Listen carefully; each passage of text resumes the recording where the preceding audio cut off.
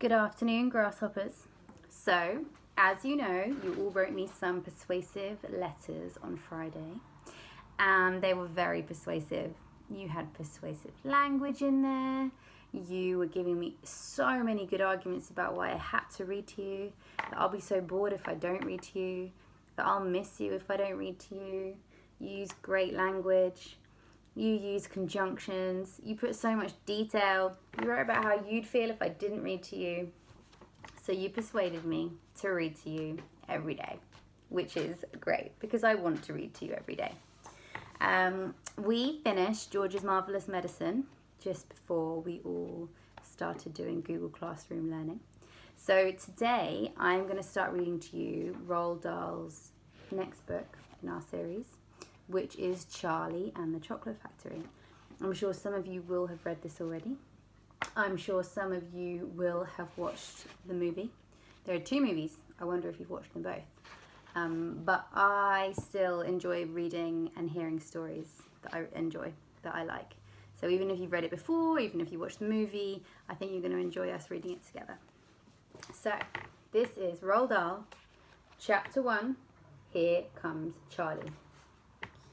These 2 very old people are the father and mother of Mr. Bucket. Their names are Grandpa Joe and Grandma Josephine. And these 2 very old people are the father and mother of Mr. Bucket. Their names are Grandpa George and Grandma Georgina. This is Mr. Bucket, and this is Mrs. Bucket. Mr. and Mrs. Bucket have a small boy whose name is Charlie Bucket. So this is Grandma Georgina and Grandpa George. This is Mr. Bucket and Mrs. Bucket. And here is their son, Charlie Bucket. This is Charlie. How do you do? And how do you do? And how do you do again? He is pleased to meet you. The whole of this family, the 6 grown-ups, count them, and little Charlie Bucket, live together in a small wooden house on the edge of a great town. That's their small wooden house on the edge of a great town. That kind of reminds me of when we read Mia's story. Do you remember? That her family lived in a kind of wooden hut, a kind of shack on the edge of the big city. That's a really similar setting. The house wasn't nearly large enough for so many people, and life was extremely uncomfortable for them all. There were only 2 rooms in the place altogether, and there was only 1 bed. The bed was given to the 4 old grandparents because they were so old and tired. They were so tired they never got out of bed. Grandpa Joe and Grandma Josephine on this side, Grandpa George and Grandma Georgina on this side. Mr. and Mrs. Bucket and little Charlie Bucket slept in the other room upon mattresses on the floor. In the summertime, this wasn't too bad, but in the winter, freezing cold drafts blew across the floor all night long, and it was awful. A draft is like a little gust of wind inside a house. There wasn't any question of them being able to buy a better house or even 1 more bed to sleep in. They were far too poor for that. Mr. Bucket was the only person in the family with a job. He worked in a toothpaste factory where he sat all day long at a bench and screwed the little caps onto the tops of the tubes of toothpaste after the tubes had been filled. But a toothpaste cap screwer is never paid much money, and poor Mr. Bucket, however hard he worked and however fast he screwed on the caps, was never able to make enough money to buy 1/2 of the things that such a large family needed. There wasn't even enough money to buy proper food for them all. The only meals they could afford were bread and margarine for breakfast, boiled potatoes and cabbage for lunch, and cabbage soup for dinner. Sundays were a bit better. They all looked forward to Sundays because then, although they had exactly the same thing, everyone was allowed a second helping. The Buckets, of course, didn't starve, but every one of them, The 2 old grandfathers, the 2 old grandmothers, Charlie's father, Charlie's mother, and especially little Charlie himself, went about from morning till night with a horrible empty feeling in their tummies. Charlie felt it worst of all, and although his father and mother often went without their own share of lunch or supper so that they could give it to him, it still wasn't nearly enough for a growing boy. He desperately wanted something more filling and satisfying than cabbage and cabbage soup. The one thing he longed for more than anything else was chocolate. Walking to school in the mornings, Charlie could see great slabs of chocolate piled up high in the shop windows. He would stop and stare and press his nose against the glass, his mouth watering like mad.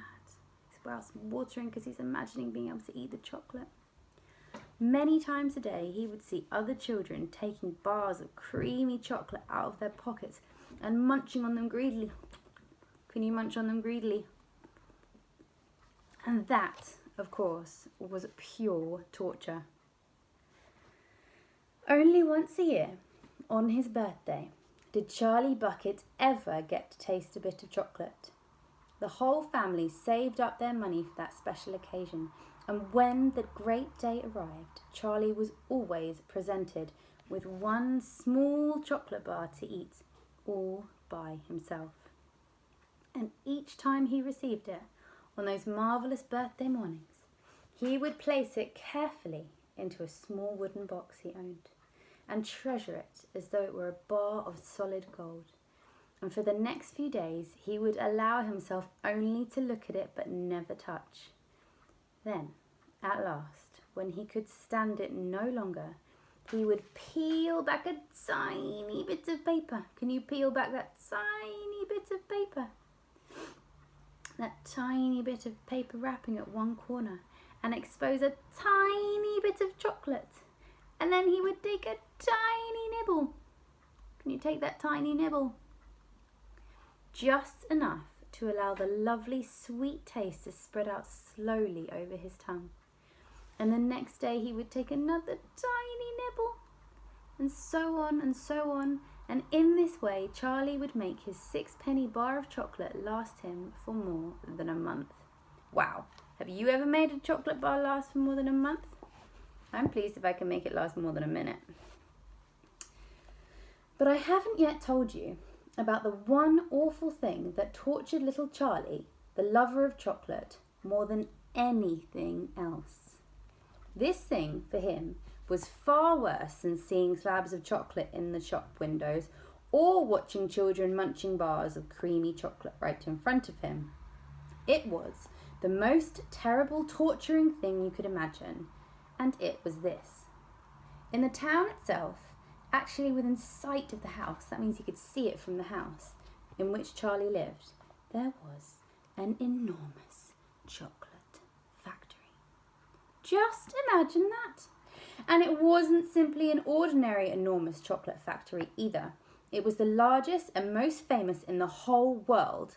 It was Wonka's Chocolate Factory, owned by a man called Mr. Willy Wonka, the greatest inventor and maker of chocolates that there has ever been. And what a tremendous, marvellous place it was. It had huge iron gates leading into it, and a high wall surrounding it, and smoke belching from its chimneys, and a strange whizzing sound coming from deep inside it. And outside the walls, for half a mile around in every direction, the air was scented with the heavy, rich smell of melting chocolate. Twice a day, on his way to and from school, little Charlie Bucket had to walk right past the gates of the factory, and every time he went by, he would begin to walk very, very slowly. Why do you think he was walking really slowly? I think maybe it's because he wants to get a really good look at the chocolate factory. And he would hold his nose high in the air. Can you show me how high? And take in long, deep sniffs of the gorgeous chocolatey smell all around him. That's why he wanted to go slowly, so he could smell that chocolate. Oh, how he loved that smell. And oh, how he wished he could go inside the factory and see what it was like. And that is the end of chapter 1. I will see you back here tomorrow for chapter 2. Bye, grasshoppers.